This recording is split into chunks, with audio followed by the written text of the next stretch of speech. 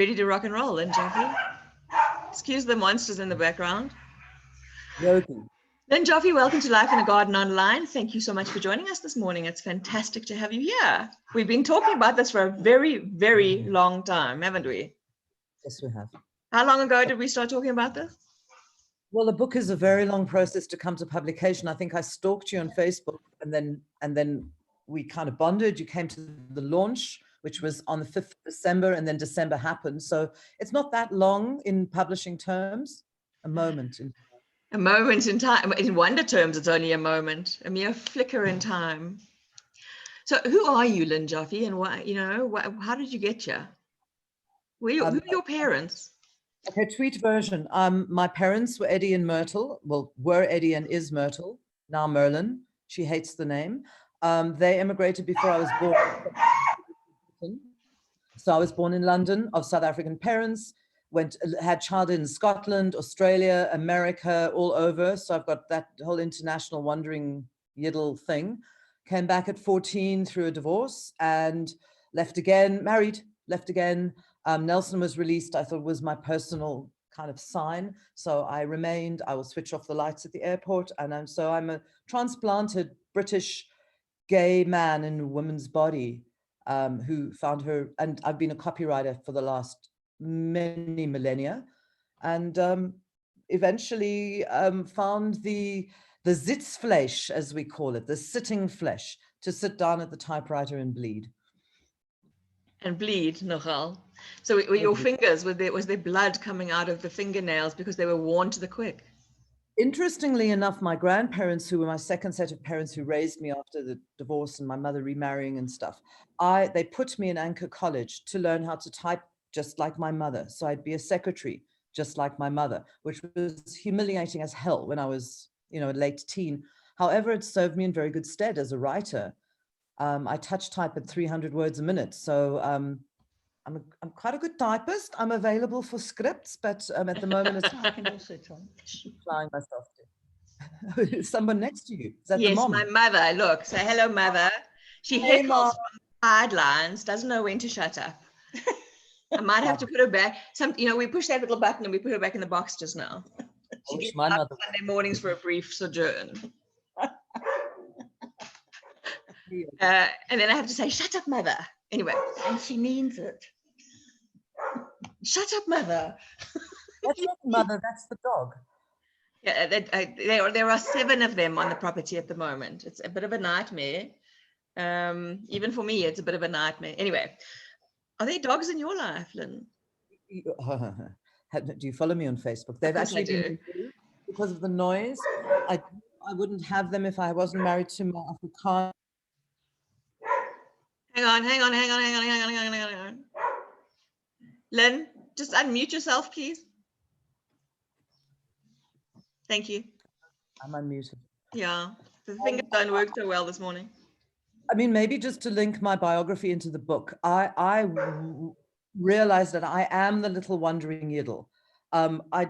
During my high school years in South Africa, I had a pair of knickers and a toothbrush in my bag, depending on who would take me home for the evening of my school friends. And so I spent my high school years in the homes of my Jewish friends, picking up the culture that had never really been instilled in me because I'd lived in Scotland where you couldn't even have a minyan of Jews, which is 10 men. So I wouldn't even have counted. So my Jewish history was extremely secular. I then married a very religious and becoming more religious male who wanted babies and I couldn't deliver. So in effect, Wanda is kind of, in a sense, my first real child, because you can't own your advertising words. They go to other people. So it's taken me Nando's. Yeah, we've done a few of those. So basically, I'm a copywriter turned author, and it's taken me the full 60 years. They speak in Native American cultures. You are of age, you are of completion at 60. And I didn't intend to be this age, and it puts some people off, but it's taken me all this time to mature my mind, spirit, and body to basically do this book. Excuse me, I've got something in my eye. It's called an eyeball.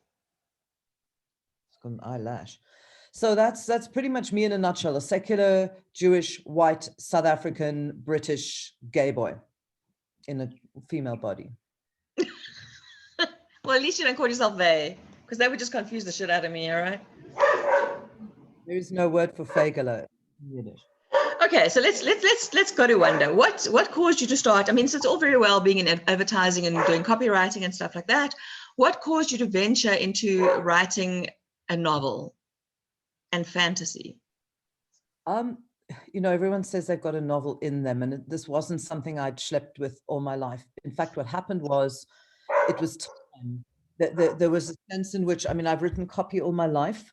I was always interested in this notion of anti-Semitism, and I found the glyph of or the icon or the myth of the Wandering Jew, which is an anti-Semitic glyph coming out of the Middle Ages, which they rear and post-engineered into society and culture. I mean, I know some of the people listening, and if you're a person of color or a person of Jewish origin, or even a woman, because you know what Yoko Ono said about women, is I didn't realize when I came into society, when I started working and at school, and having anti-Semitic barbs thrown at me all my life. Are you a Jew? Are you a Jew? They would ask me in Scotland, are you a Jew? And I would go to my mummy and say, Mummy, am I a Jew? And she'd say, yes, you are. And that was, you know, and then I found out we killed Jesus, which was very upsetting because I thought he was quite a good oak. And then things that happened to me during my life, and realizing that I had a thriving business that could operate without me at the helm every day. So I needed to have, if you like, the financial security of being able to sit in a dark room and bleed. And then I found out about the creative writing course at WITS as a master's, or a mistress's, actually, as we're trying to make it now be called.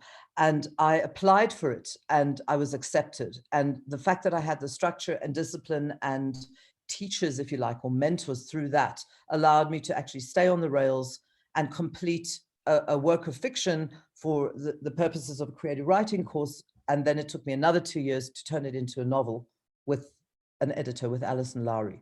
So it started off as a nice whim and turned into an absolute compulsion. I think that artists out there who know, like I see Gordon and his shins there, is the inspiration is the one, you need that, of course, but the hard work is the rest of it. And I am a hard worker, but it was a kind of, it was necessary for me, it became necessary for me to fulfill the idea that I could look at a female's point of view of the Jewish history of herself and the idea of this anti-Semitic thread that threads through all of history.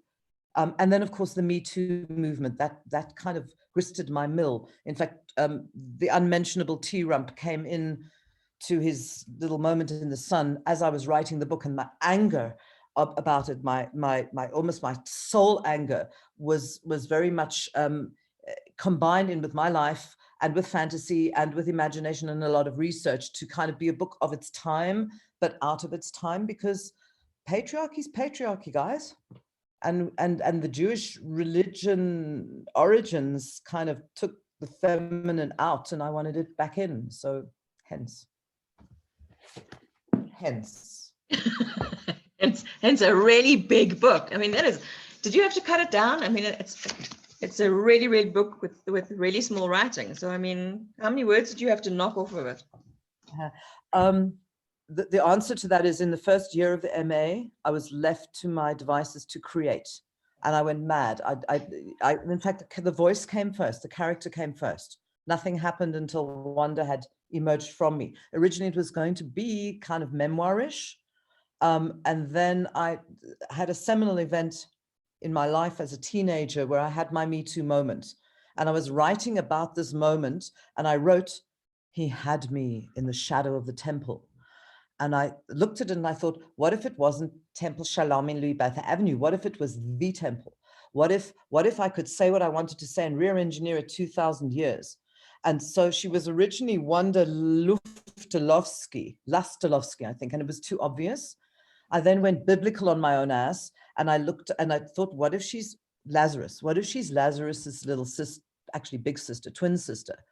And so from creating the character, who's the voice, I think, is the main trip of the book. I spent a year in a very, very, very many historical epochs because it was fun. And in the second year, I had to kind of rear engineer a plot and make it active and make her act.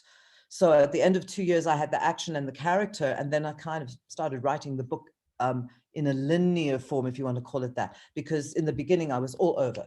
And Ivan Vladislavich said to me, it might be difficult for people to follow. And I realized that I had to keep it linear in time in order to have this mad writing kind of speak for it. It's not mad writing, but the quality and flavor of the book wasn't going to explain the path through history. So I basically, yes, I had about 38 chapters in one form or another. And then I had, because of the muses, because of the superstructure, that could only really be 11 chapters, 9 muses plus the 10th muse. And so I had to, in a sense, when I chose my 11, I could see there were bits of others that I could bring in. But I mean, when you say bits, it's a draft after draft after draft after draft, until Anne Lamott calls it tooth checking, when you can check the teeth and the teeth are all in place. And that process involved working with Alison Lowry very closely. And in fact, we added about 15,000 words to what the MA had been, because of the superstructure, and it needed to have I think they call it a framing story. So the framing story had to be very diligently worked on for the whole book to make sense. It was nonsensical for quite some time. Did you ever look at it and think, shit, why am I doing this? I can't do it anymore. I wish I could, in 2020, yes. In other words, when it was all done, I suppose overshare Life in a Garden. My father passed away the day I got my edit back from Alison.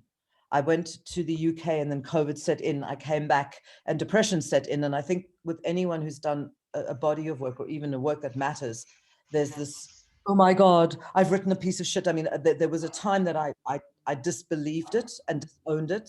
And then I had to come back to it and take it on again, filleting the banana of the book, so to speak. Having to force, I mean, Gordon knows, if you actually have to look at it one more time, that was not about the writing. I never gave up on because I had deadlines. And then Alison was like, I want this I had the guardrails. I think on my own, by myself, I'd still be writing it. It would never be finished. So so another thing is, apparently I'm an extrovert type. And extroverts I don't like to sit on my ass and do nothing and FOMO and not go to launches and friends' parties. So I had to find the introvert to write the extrovert, which is an interesting thing, because Wanda became a character other than me. And by using her, she would call me. She wrote all these sex scenes that happen. People ask, why is there so much sex in the book? I don't know. So at some point, Wanda guided it. By creating a character who would write the story, I could stand behind the story. So in a way, she's the undisciplined one. It's horrible. It's like you invent this like Pygmalion Galatea, and then she takes over, and all you're doing is sharpening the pencils, making sure there's electricity in the phone, working for the book. That I think that's a way of describing. I worked for this book. I worked so hard to make it look so easy. Throughout the millennia that she's alive and meeting famous people, how much research went into each of those famous people to kind of blend her story with theirs? What I was doing was, okay, I had the Wits library, and I took book after book after book. But when you're writing, and some people say switch off the internet, if I would, Zenobia, so I would intuitively come to an epoch and see how Wanda would respond to it. So Zenobia, Queen of Palmyra, was a kind of natural fit for her to have been a slave in that era and then kind of seduce the queen.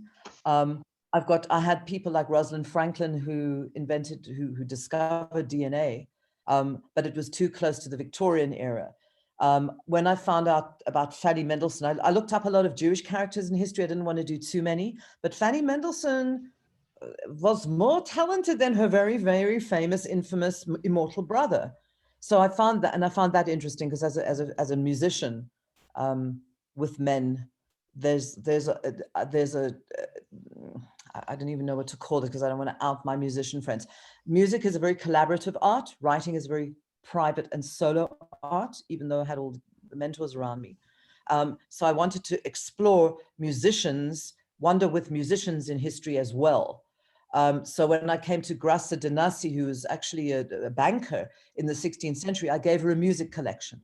And then I gave them, so it was kind of a combination of the reality of history, which I've tried to be as accurate historically as possible, and the insinuation and kind of the input of what I believe those personalities to be, or what Wanda did, or how Wanda needed to interact. So it was a combination of a lot of research, and then a lot of research on the research. So for example, in the Victorian chapter, they speak about Handel's wedding march and Mendelssohn's wedding march. And it was a very clever little, because, you know, the chaps on the boat were discussing all the wedding marches, of which Felix had been one. And then I realized that Wagner hadn't written his wedding march in 1842, and it had to be set in that year. So I had to reluctantly remove the reference because it was historically inaccurate. But the further back in history you go, the more historically inaccurate you can be, because nobody actually knows. Yeah, no records.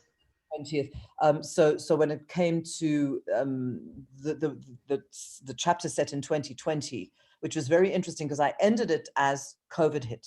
I ended it as the world changed forever. And then I went back, for example, into the chapter of the Silk Road, which is where the bubonic plague emerged. So you don't have to talk about COVID in the 20th century, 21st century, because it happened before and the Jews were blamed for it. So I then went back into that and then just he gave a small dry cough to the chap who was not really, it wasn't about the plague, but just inserting moments of rear engineering. But the book ends as COVID begins, because it was on the first moon of the new year of 2020, which was February a year ago, which is exactly so. You know, my husband, who's a wonderful academic and a great critic, has said, you know, it's got nothing to do with COVID. No, it doesn't. But it is of an era of 2,000 years where I'm sure plagues were. I haven't done a chapter on the plague. I haven't done a chapter on the Holocaust, because the Holocaust has happened throughout history, and I didn't want to get bashed for any Holocaustian war things. But you know, people were burnt in churches and destroyed long before the 1940s. My dog is barking at your dog. My dogs are barking at each other. Sorry, Karen, just shutting the door. Doesn't help to shut the door in my house. They just go around and then start barking on the other side, and then bark at the neighbors' dogs, and then the neighbors' dogs bark at my dogs. And then we have a free-for-all. It's absolutely fabulous. Actually, the collie is lying next to me, and as long as we don't laugh, he'll be fine. Or sing happy birthday. That's really fantastic, because it's not my birthday today. And apparently it's not yours either. So we won't be breaking out into song at any time soon. Lynn, when you were writing, were you deliberately putting different themes into the book? I mean, there are so many different themes. So we've got sex being one, anti-Semitism being another, coming of age, mysticals, the Bible. I mean, there are just so many different threads. How do you keep it all together? I think of it as, they call it a palimpsest, or a series of layers. That what I learned from doing the MA and working with Alison, which could have even been the doctorate on the masters, here comes the dog, is it has to tell a story. The plot has to drive it forward. There has to be all of those ancient classical things of storytelling. So in other words, you can read it as a straight story. You can read it as a metaphor of music. You can read it as the history of anti-Semitism as told by a feminist, which of course you couldn't have been in the 3rd century. So there were lots of layers. I think and again, looking at Gordon as an artist has always been very pretentious for me. What makes it artistic is that it operates on those different levels. So if I may quote my fairy godfather, Stephen Fry called me a Jewish Molly Bloom, let loose in history. Now, I don't know about you guys, but reading Ulysses was never my favorite thing to do. No, not mine either. If you read, in other words, and I've never realized what literary fiction actually means. I just thought all fiction was literary. I really did. I didn't know there was a category for it. So by reading it as a straight story, you can read it as a rollicking romp through history with a sexually charged feminine musician. You can read it as a deeply cynical, anti-Semitic rage. You can read it as a rear engineering of Jewish history, because the feminine in Jewish history is different from the female. But because I was a woman, I am a woman, writing about being female in history and all of the disguises and all of the things she needs to do to adapt or die. You can read it as that. But while writing, it's funny because while writing, you don't quite know when you're in the stream of writing, and it's then comes the rest that they don't tell you, is the editing and the looking and not touching it too much to make it, to insert lessons. In fact, I think the word patriarchy is there once, and Alison and I had a 6-month discussion about whether it is included or not, because I thought it was too obvious, but it needed to have that one. It's almost like, I've always been called a cunning linguist, which is kind of a gaudy. Yeah. And I could only have it once. I could only have it once. So where are you going to, in fact, another point is, because I was writing in the picaresque novel form for Wits, and I found out what that novel form one was, which is from the golden age of Spain. It's a Don Quixote. Those oaks were all converso Jews, writing satirically about the world in which they lived.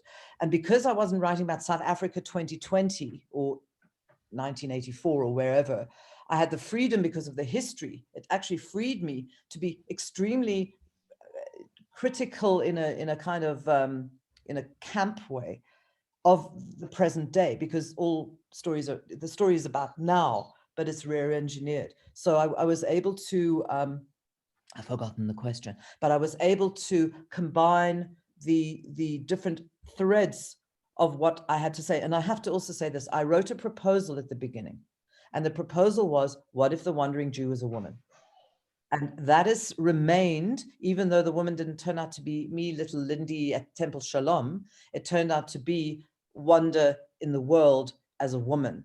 And because the creativity emerged, but the proposal was always there, kind of written. I almost had a brief, if you would call it that, to myself. And then later, when I was asked what my feminist positionality was, which I really didn't want to touch. I had to decide that. So then I would read and say, is there a feminist positionality in here? Is there, because we had to do a reflective essay afterwards. So it was almost putting the brief down, writing it, and then analyzing it without putting too much didacticism in it, because I didn't want it to be a didactic book at all. I always wanted to have a very light satirical take on being a woman in the world, pretty much. So people have to kind of, when they read the book, they've got to realize that when you're referring to Yossi, you're referring to Jesus, and when you're referring to your brother Laz, you're actually talking about Lazarus. You don't have to know that. I think, and this is another thing, and I wish we could have panels about this. There are people like my Waverley girls who were so excited I wrote a book, and they all bought one, and some of them have gone like, I can't. I then have to say, are you a reader? If you're picking up a book having read Mills and Boon all your life, you might not get it. So Rov Yossi, I mean, if some Christian priest comes to me and say, how are you being blasphemous about Jesus? I'm not. I'm looking at a historical event that happened that Wanda was there for. If you think that it's Jesus Christ, go for it. So, and I'm never going to, in fact, somebody said, the Jews will find it blasphemous because she's in the Holy of Holies. The Christians will find it blasphemous because it's Jesus. The Krishnas will find it terribly blasphemous because she dances with the cowgirls of Krishna, all of whom are silent while the male plays his flute. So I found, and then my very own Kundalini guru, who's now dead, turned out to have been a rapist. And I had written the rape of the Gopi girls long before I found it out in reality. So that, and they almost say, when you're on your right path, the destiny opens up. So for example, also the cover of the book, this chick, this gypsy girl, I was going to change the book to the Gypsy Girl Mosaic. And we decided, no, the gospel was a better idea, because I discovered she was only unearthed in 2016 from the grounds of the Euphrates. And I decided that that's who she is. That is who she is. And in fact, if you look at this glyph, she doesn't have a mouth. So she's unable to speak. Giving her a voice. So it's giving the feminine a voice in a very light touch way. So, and yes, there are other points. I think the good thing, Gordon, you're really doing a Sharon Stone now. Gordon, just Gordon, that filthy foot. Can you get it off the screen, please? There's Bernie right in the middle. Yes, go and put your mittens on. I think the point is that creativity as a copywriter is a very demanding thing, and coming up with concept and 100,000 headlines. But the flow, the challenge to me was to flow. And then what I was saying is that because I did a picaresque novel, she wasn't going to transform or transcend. And when we realized she had to, because the novel form, the character always has some form of transcendence. And I had to save the transcendence right till the end. I couldn't ever do it over and over. So once I realized the big picture of the book, that's when the tinkering began.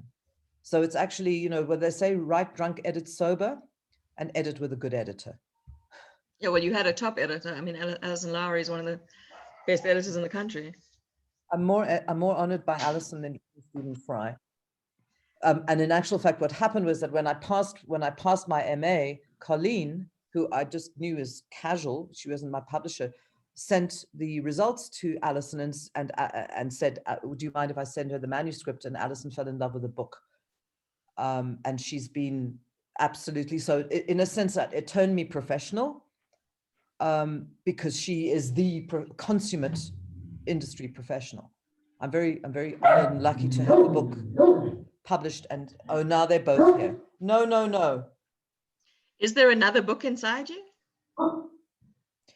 Well, I've registered for a PhD now at the University of Pretoria with David Medali, who I recently met, and I think I need the guardrails again. I have the inner structure and discipline, but there's a kind of goal. Might as well get a PhD. I'm not knocking it, but I like the academic side. I like the idea of having to principally understand something. Otherwise, I'm just all over the place. And at the moment, I'm going through what Salman Rushdie calls, it's almost the melancholia of finishing. Yeah, so you feel a bit lost now because it's finished. Yeah. However, there's mountains and mountains of and in fact, what I have to do is get back to my writing practice. It's as simple as that. Sit down at the typewriter and bleed. Sit down there, even if and in fact, Rushdie says it's a wonderful time for a writer, because until you find the next commitment, you're free to look at whatever.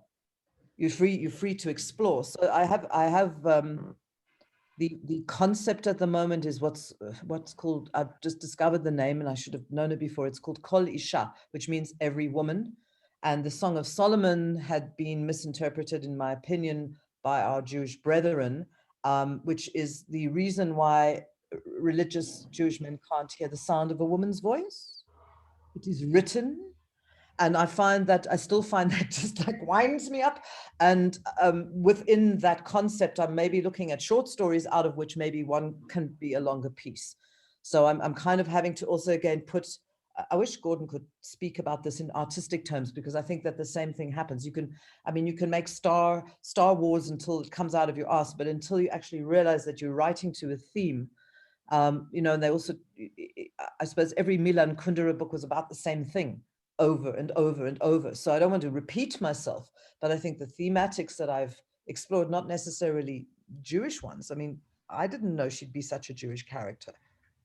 And in fact, I found my own sort of Yiddish.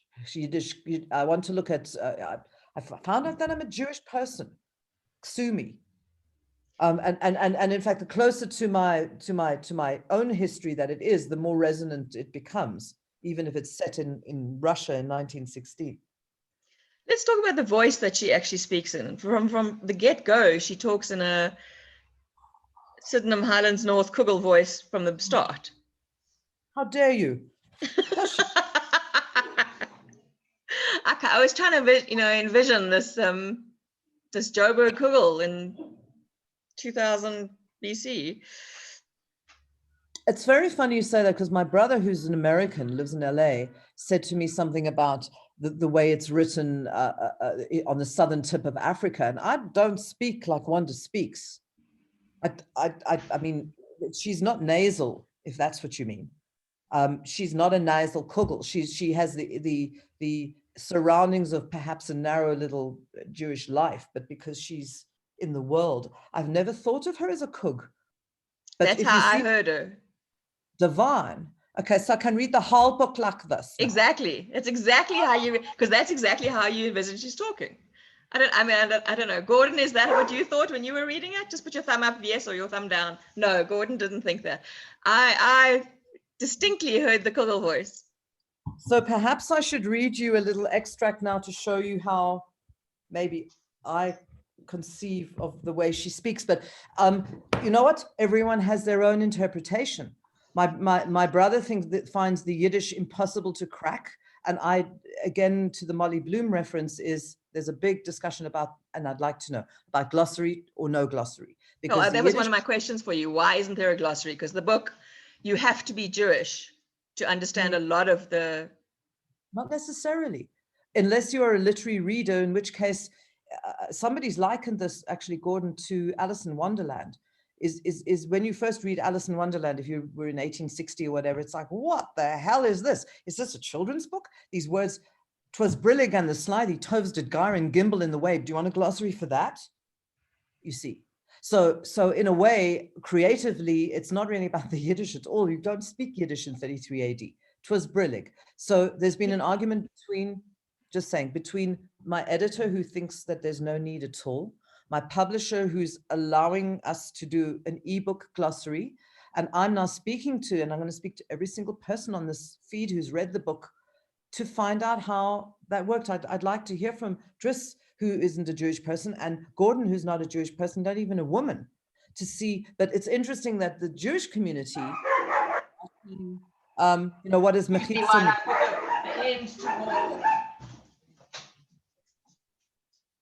Right. I'd love to hear other people's opinions on that.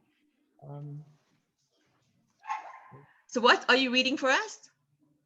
I think I'm going to read you from the chapter on Soli the Sultan. I've forgotten where it is, just hang on. To the point of, I think it's very interesting that people hear my voice, as in the voice of Lynn. My friends in Australia who've read and stuff, they say they hear me speak. And it's very different from being on the page to speaking it. But I would not put this, in fact, this was what I was going to read. And this, to me, I mean, be a kugel, don't be a kugel. I'm just going to read you from page 219. And it comes from the Sultana of Saz, which is Constantinople, in the year 1555, where, Jewish people were very accepted in the Ottoman Empire, and Wanda becomes almost a smos, almost a go-between between the inside world of the harem and the outside world, and of course, Stups the Sultan. So I'm actually going to read you just a little bit, which contains the aspects that you speak about, and it's not in a Kugel accent.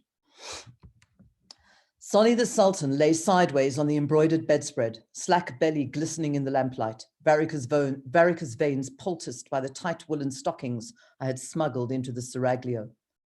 Around us lay the detritus of lovemaking, discarded dildos, dribbled wineskins, the lap of luxury in fabulous disarray. Sol held the key to the kingdom between his legs, his harem, his forbidden city of clitties, his pride and his shame combined. How did you do that? He puffed. Magical powers, I smiled. It's all the Christian babies we get to eat. Sol was a prem, but if you didn't know how to sing it just right while nibbling the big boy, you could rub him raw 10 ways of Ramadan and relief would evade him. F was his scarlet letter. F for fellatio, his secret sin, in the key of F major. It took both Saz and Suck to give Sol his due. Unless they grasped this solid insight, the freshest female flesh would fail to rouse his scepter. If you've ever held a sultan by the short and curlies, you'll know the feeling. Emperors, presidents, rabbis, high priests, they're all seduced by the flattery of an intelligent woman playing them at their own power game. Tit for turban, so to speak. Things with Soli were going to be no different. I wanted some of that salty sultan action, but my eye was on two prizes. to locate and repossess the original Saz and see where our lollipop girls had been sucked in.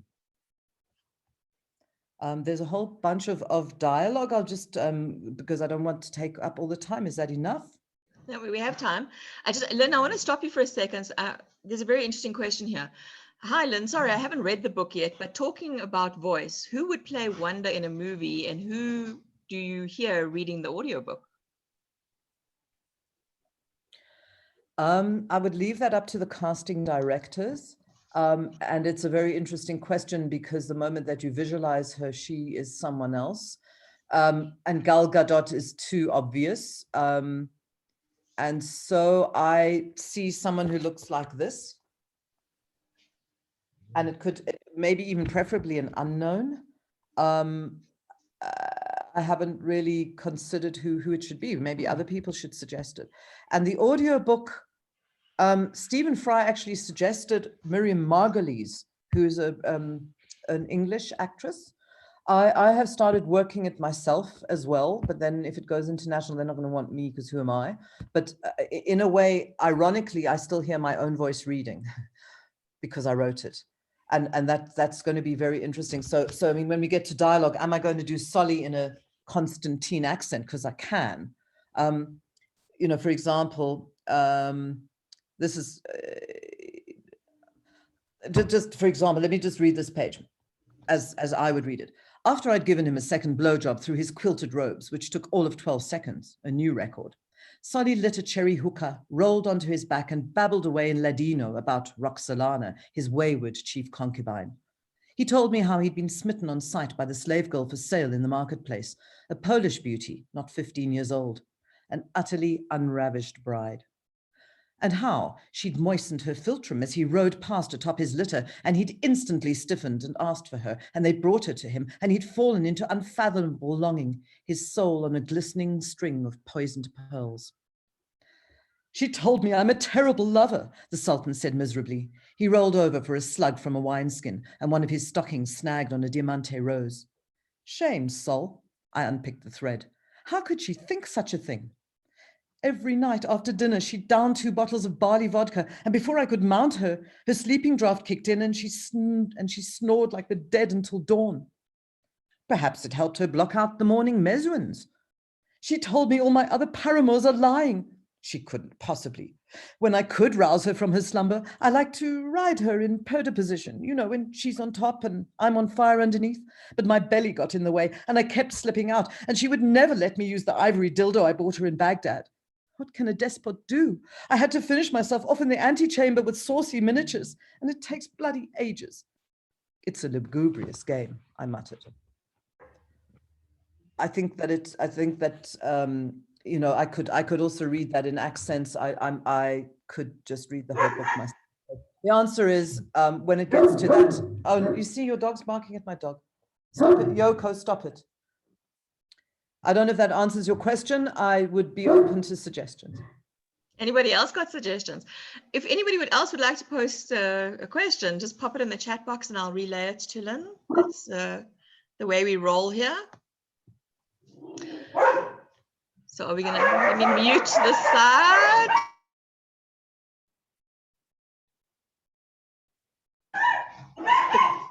Charming sound of dogs. It's gotten worse since my tenant moved in and brought a dog. Now this is what goes on when everybody meets. Okay, Yoko. No. Yoko, Yogi. Your constant companion. Both of them. I can only see one. Yeah, he's shy, he's camera shy. Okay, so I must be honest. I mean, some of the Yiddish I didn't understand. Does it matter? Does it matter? Yeah, I like to know what I'm reading. I mean, when I read Stephen Boyke Sidley, there were a couple of, I had to go and look up the words in English, that a couple of the words he used. I think one of them was verisimilitude, which means truth, and sophist, which I didn't know. And I mean, I read. So kind of like it makes it a little confusing when it's in Yiddish as well. Well, you Now, see, where do I look it up, you know? not just Yiddish. There's Chinese in there. It's a piss take. It's a satire. But I take your point, and we are looking at a glossary. But do you then put a glossary in for the Machal caves? Do you then put a glossary in for, it's there to challenge. It's there to make you think. But if that's going to take you away from the reading, point taken. And we're having this. I'm going to have access to this recording, aren't I? Yes. Because I need to remember this. I'm just the author. There's an author, there's an editor, there's a publisher, there's the world. It's very interesting because I run my own business and I do what I like, sort of. And this is a different route and a different path. And now that you are my readers as such, or the readers of Wanda, I can put this to the powers that be. And I think that it's a very good point, Mandi Friedman. I will take it to them. Take it up, yes. Shamini has her hand up. That's so sweet. Unmute yourselves and speak, children. Hi, just did. Hi, Lynn. How you doing? Yeah, sorry, we haven't read the book yet. We've got so many books that we're reading at the moment. But once we read it, we will give you our input for sure, and on the voice and who we think and whatever. I just wanted to ask you, your title, I can get the Lazarus part because obviously you are his sister. Where does the wonder come in a wonder? I'm interested. Was it inspiration? Don't we both have in common a woman called? Yes, absolutely. You're muted. My muted. I like the name as a pun. I like the name as a name. And then when I realized what in my family, except for me, and I don't use my married surname, all of my family has changed their names because they don't like the names they were born with. My sister's dropped the E, my mother's changed her entire floral thing. So Wanda is a nice pun, and then the B stood for but, which is daughter of. But yes, if the real Wanda wants to come after me, who was a woman I traveled with and worked with extensively, I think that you're winding me up. Yeah, she's going to sue me.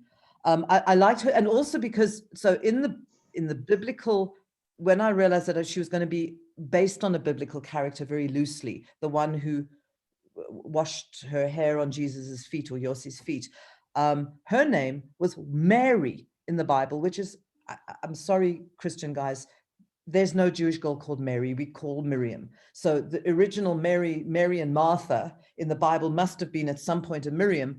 And in the beginning, we see that her mother calls her Miriam, but she doesn't answer to it. So she wants her own name. And that's why, and in fact, in Hebrew, there's no w, it's v. So my Afrikaans husband calls her Wanda. and then in the Soli, the Sultan section, what Wanda wants is because this is why Roxy has got to speak by dropping her W's. So she's silent like the wind. Once a lot of writers say, once you've decided on the name of the person, and because remember, I was writing memoir first, so she had to take over. It wasn't little Linny or Lindy or Lynn or some name that I used for myself. Wanda became a completely discrete character. And I thank the Wanda I know in real life for inspiring that. Even though you at this point are using a pseudonym yourself. Unmute yourself. It's my sister, Shamini. Shamini sitting right next to me. That's my sister. So I'm with her in her house right now. Okay. So just for everyone else is that we go back a long way and we actually both have a Wanda in common. And that's why she's asking the question. I would love the real Wanda to read this book. Wanda was the first copywriter I ever met in my whole life. She influenced me a lot. Well, Shamini invited her actually, but to be on this thing, but maybe she couldn't get into Zoom or decided not to. I don't know. Yeah. Lovely. Okay. Back to you.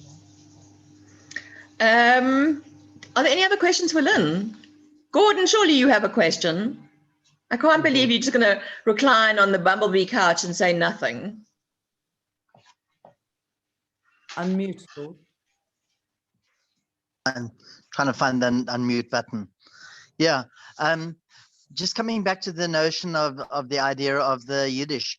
In my initial reading of the first bit that I've done, it was quite interesting to see whether I was going to be stumbled by not understanding the Yiddish connections to it, or whether I would be able to still get the sense of the story and what was happening without that. And so initially it bothered me slightly, but then it didn't.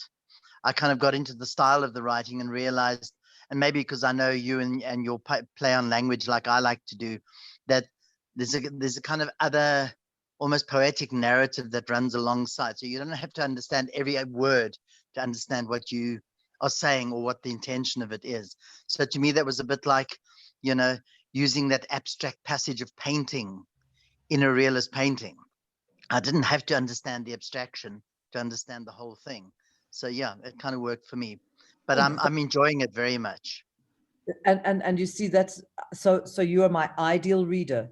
You're my actual, I mean, apart from Stephen Fry, of course, nobody can compete. But in terms of your artistic acceptance of that, it's very much like what painting would be. And then on the other side, there's an unnamed Jewish lady who told me that she can't, and I've called her my ideal non-reader because I'm not changing a single syllable for anyone, honestly, but in order to assist. And this is, again, why the editor says, no, you interpret it. But if you can't get through it, maybe it's just not for you. But I love the idea that you're not of the tribe. I'm not of the tribe. I've just found all these nice Jewish people who like the work, but it isn't. That's why it's ironic. It isn't a Jewish book, although it's about a Jewish character. You wouldn't call, I don't know, Portnoy's Complaint. Is that a Jewish book? It's written by a Jewish person. And in fact, my cousin in England said to me, this is Portnoy's complaint for the Me Too era. And that's, can't print that because he's my cousin and you can't quote a cousin. That's quite interesting because I mean, like when one's referring to the Holocaust books that are coming out in Fast and Furious at the moment, so many of them are not written by Jewish writers. The Boy Who Followed His Father into Auschwitz, the Tattooist of Auschwitz, and even this new one, I think the Last Constellation of Auschwitz, none of them are Jewish writers. Well, it's interesting. We weren't you at Helen Morris, who wrote, I think, The Tattooist of Auschwitz, was asked by the old man who was dying, the old Jewish survivor, that he did not want a Jewish person because they would come with too much baggage. Yeah. But then again, that's why I'm so my new exploration that I'm going to do now is going to be multiple perspectives. That's what I want to know, if I can please God get out of the Wanda. Is that all I can write? Can I only write like Wanda? And in fact, in the back and forth with Stephen Fry, it was like, this is your voice, but actually it's the voice of another. I've created a character out of history.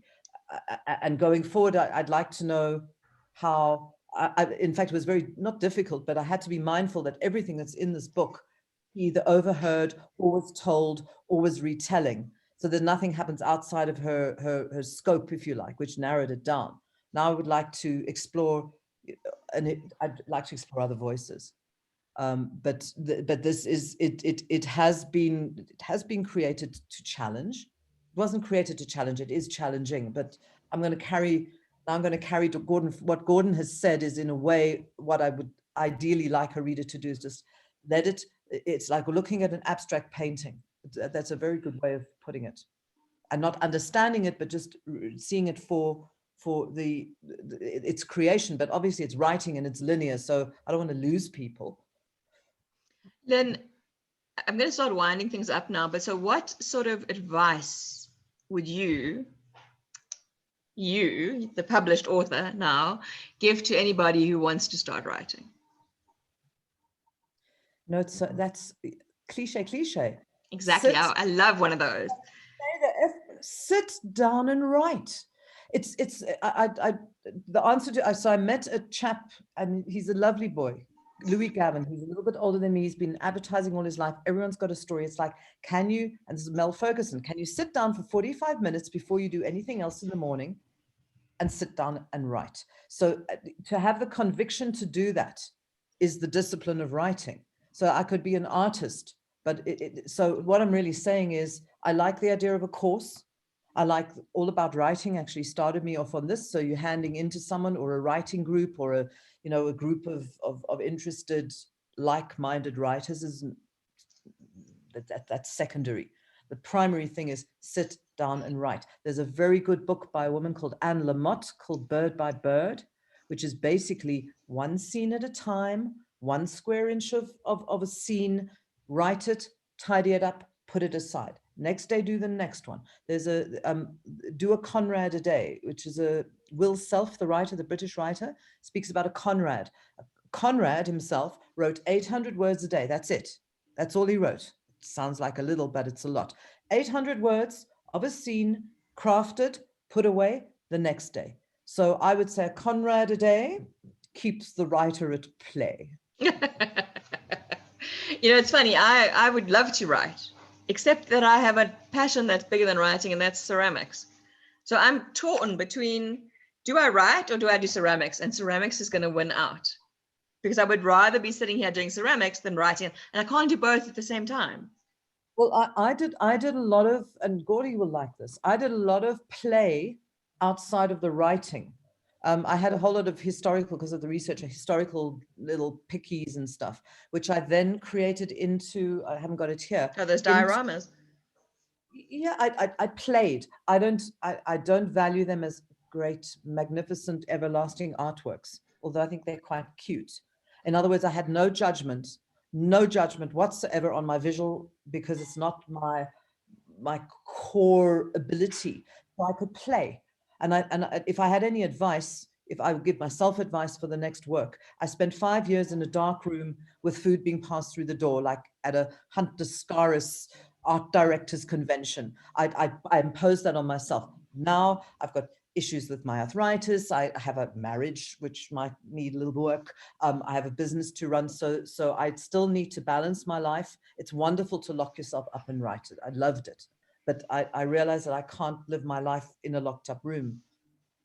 So I want to your point, in fact, I started with little, they're terrible. No one will ever see them. Little models, little clay models that I made, which actually didn't lead me to the writing. It was a completely separate and unjudgmental exercise. I feel not judged by heaven, but this book, I will stand by this book. I will stand by this book. And if people say to me, well, you know, your little clay figures will never sell, I'm good with that. So it's a kind of a balance. I think the creative play, I also play a musical instrument, which I haven't for a while because I've got an injury in my arm. Again, I've performed on stages, but I think I'm a much better writer than I am, not better. My superpower, talent, writing ability, honed and polished and published, is different from the bands that I was with, where I wasn't allowed to play in my own key. I wasn't allowed in my own rhythm. I had to do backing vocals for other people. There was always a compromise, and this has strengthened my self-confidence as having the superpower of writing. But the superpower is just 1% of it. The rest is just sheer hard work. Sheer hard work. And there you have it. Sheer hard work, which is probably why I like ceramics. Lynn copywriting. Lynn Joffe, I think we've run out of time for this morning. Thank you so much. I haven't started reading the book yet, but loved every minute of the interview. Thank you. That's from Mariana. I'll be sending you your own personal glossary, and the glossary is now going to be available on my website because the book is already published. An ebook is coming out with it by March. But anybody who's, you see, and I see Gordon shaking his head. See, I have to take us offline. Sure. But anything that will help you to get through it, Gordon and I will give to you. And please give Wanda Smith. Charge twice the price for the glossary that you did for the book. How's that? Exactly. And on that expensive note, I'm going to say goodbye. Lynn Joffe, thank you so much for joining this morning. It's been fabulous chatting. Thank you, everybody else. We have another talk. What's that? Can I just mention Exclusive Books is restocking it, or you can get it on the Mojaji website or Exclusive Books online. How much is it? Do you remember offhand? 295 rand, excluding postage. Just trying to see what our next talk is. Our next talk is on the 11th of February with Marthe Marie Breert, who lost 80 kilos in 2 years. I mean, she's literally gone. And I've got 8 of them. Yeah, I'm not even going to go there. Thank you very much. Awesome. Bye, everyone. Have a nice afternoon and happy Sunday. Cheers, Lynn. See you soon. Bye. Thanks, Mandy. Bye.